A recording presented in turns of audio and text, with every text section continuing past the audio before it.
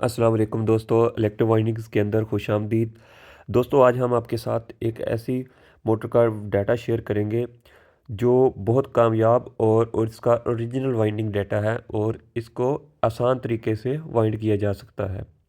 तो दोस्तों, ये मेरे हाथ में एक सुपर एशिया का जो ड्रायर है उसका स्टेटर है और इसके अंदर 24 स्लॉट हैं।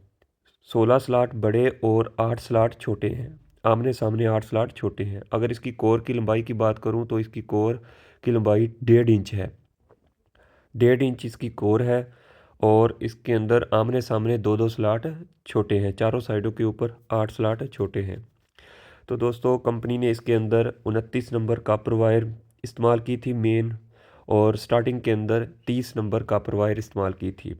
अगर इसमें टर्न की बात करूं तो दोस्तों, इसके अंदर 29 नंबर के साथ 4 की पिच पर 90 टर्न और 6 की पिच पर 170 टर्न दी थी, और 30 नंबर वायर के साथ 120 टर्न इसके अंदर डाली थी। तो दोस्तों, हमने इसको भी इसी फार्मूले के तहत वाइंड किया है और ये बहुत आसान तरीके से इसको बनाया है। आप भी इसको बना सकते हैं।